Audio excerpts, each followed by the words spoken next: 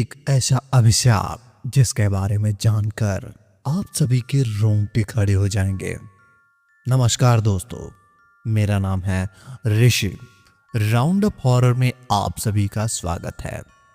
आज की इस कहानी को सुनकर आप सोच में पड़ जाएंगे। अगर इस कहानी को आप 1 मिनट भी सुनते हैं तो पूरा सुने बिना कहीं भी नहीं जाएंगे। चलिए बिना किसी बात की कहानी को शुरू करते हैं। तो अब तक आपने सुना कि कैसे भैरव के घर पे उसका बच्चा शैतान के रूप में जन्म लेने वाला था। तभी गांव वाले पहुंचकर उसकी बीवी और उसके बच्चे को साथ में ही जला देते हैं। लेकिन उसकी बीवी पूरे गांव को श्राप देते हुए जाती है और कहती है, मैं पूरे गांव को अपने श्राप से भस्म कर दूंगी। लेकिन पूरे गांव वाले लोग तड़प तड़प कर मरने की कगार पे आ जाते हैं। 10 साल बाद पुजारी अब समझ चुका था कि उसकी मृत्यु अब निश्चित है। अभी पुजारी ये देख रहा था कि उसका दूसरा चेला कहाँ है। इधर डाकिया घबराते हुए पुजारी से कहता है, ये सब तुम लोगों की वजह से हो रहा है। पुजारी डाकिया को झिंझोड़ता हुआ कहता है, डाकिया से तुम घबराओ मत, अभी हमें अपना बचाव करना है। डाकिया ज्यादा डरने की वजह से पुजारी से कहता है, तुम मुझसे दूर रहो, कहीं तुम्हारी वजह से मैं न मारा जाऊं। पुजारी अब गुस्से से कहता है, ए सुनो, अभी हमें कैसे भी अपनी जान बचानी है, तो हम दोनों को मिलकर यहां से भागना होगा। अब डाकिया और पुजारी जंगल के बाहर की ओर भागने लगे और भागते हुए रास्ते में पुजारी को अपना दूसरा शिष्य दिखाई दिया, जो पेड़ के तने पर अपना सिर पटक के रो रहा था। वह पुजारी उससे देखकर रुका, लेकिन डाकिया कहने लगा, उधर मत देखो, वो शायद उसका कोई छल हो, हमें रोकना चाहती हो। पुजारी भागते भागते हाँफ गया था और हाँफते हुए डाकिया से कहने लगा, शायद तुम सही कह रहे हो। और पुजारी वहां से चलने लगा और बाद में पुजारी का शिष्य उसे आवाज देने लगता है, गुरुजी, आप हमें इस हाल में छोड़कर जाओगे? नहीं गुरुजी, हमें बचाइए। पुजारी जब ये सुनता है तो फिर से रुक जाता। डाकिया कहता है, तुम भाड़ में जाओ, मैं जाता हूं यहां से। और डाकिया वहां से भागने में सफल हो जाता है। पुजारी डरते डरते अपने शिष्य की तरफ बढ़ता है और कहता है, ऐ तुझे क्या हुआ, पलटना। पुजारी को शिष्य अब कुछ नहीं बता रहा था, न ही वो उसके तरफ देखता है, बस पेड़ के तने से लगातार अपना सिर पटक रहा है। पुजारी जब पेड़ के तने की ओर देखता है तो वह घबरा जाता है, क्योंकि पेड़ का तना पूरा उसके सिर के खून से हो रहा था। पुजारी अब अपने शिष्य के कंधे पर हाथ रखता है और कहता है, चल भागते हैं, ज्यादा देर यहां रुकना खतरे से खाली नहीं।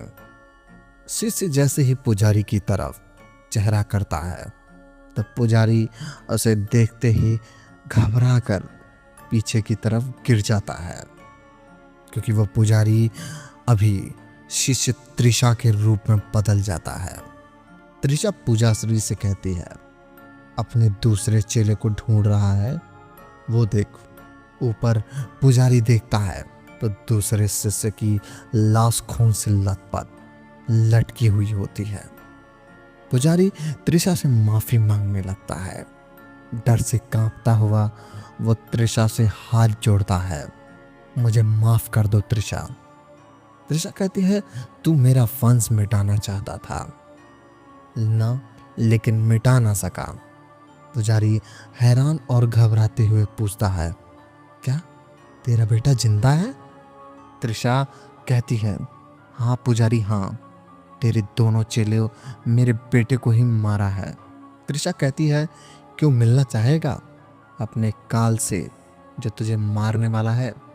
त्रिशा यह कहकर वहां से गायब हो जाती है। पुजारी को अपने पीछे लंबी लंबी सांसें लेने की आवाज सुनाई दी और थोड़ी देर के पीछे आवाज आती है, माँ। वो जैसे ही पीछे पलटता है तो चीजें उसके पीछे उसे देखता है। वो हैरत में पड़ जाता है। वो बिल्कुल अलग था, न तो मानव लग रहा था न जानवर।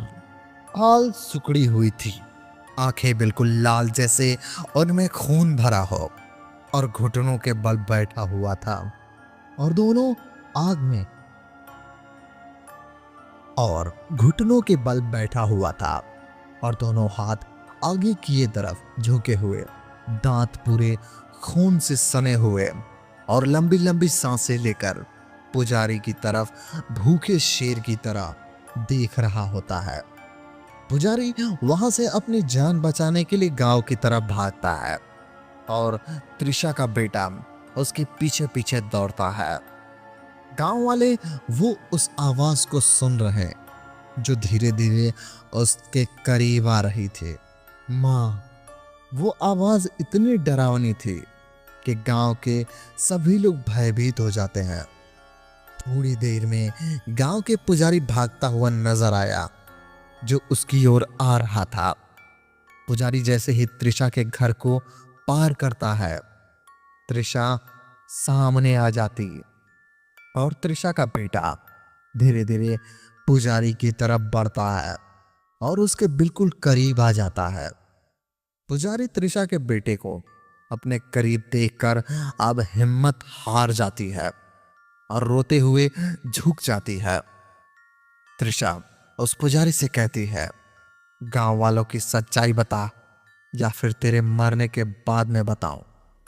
पुजारी गांव वालों के सामने खड़े होकर कहता है, भैरव की मौत कोई प्राकृतिक घटना नहीं थी, उसे मैंने ही मरवाया था।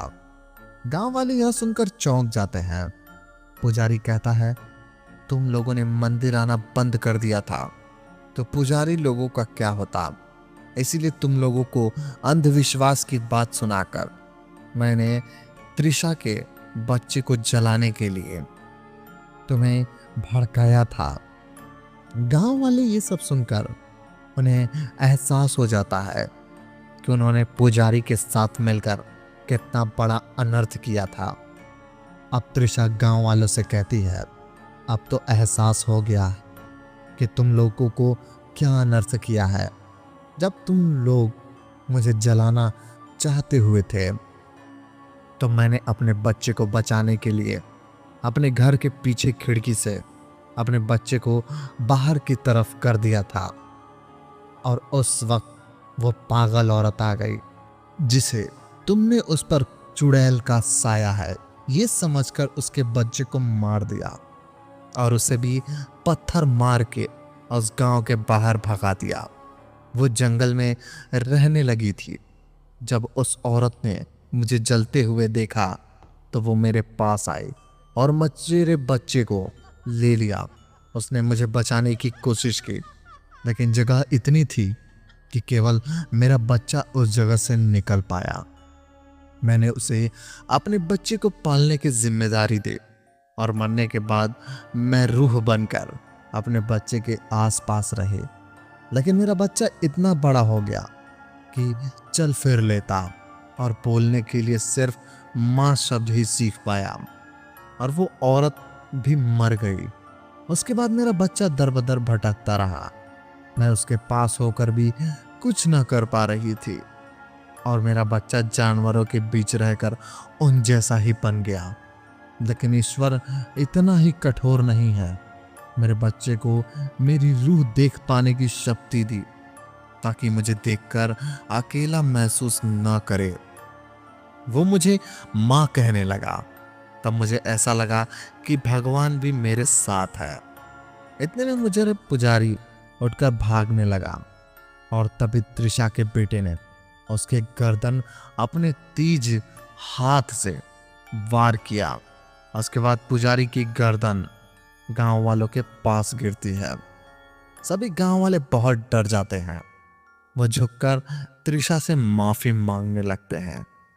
त्रिशा गांव वालों से कहती है, तुम लोगों को अपनी सजा मिल चुकी है और जिन लोगों ने मेरी और मेरी पति की हत्या की थी वो सब मारे जा चुके हैं।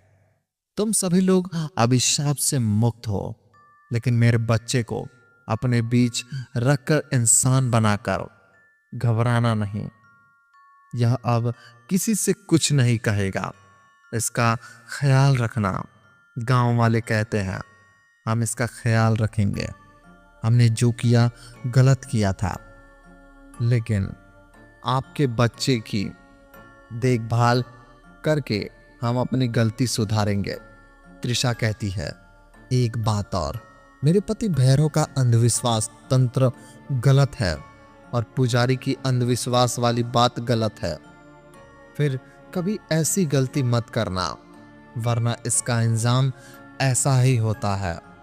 विश्वास करो अपने आप पर और अपने भगवान पर, जिसने ये संसार बनाया है। इतना कहकर त्रिशा की रूह तेज प्रकाश की तरफ ऊपर की ओर चली जाती है। उसके बाद गांव वाले खुशी से अपना जीवन व्यतीत करने लगे और त्रिशा का बेटा धीरे धीरे गांव वालों के बीच रहकर ठीक हो जाता है। दोस्तों, और ऐसी ही डरावनी कहानी सुनने के लिए मेरे चैनल को सब्सक्राइब कर लो, ताकि हमारी आने वाली कहानियां सबसे पहले आप तक पहुंचे। धन्यवाद।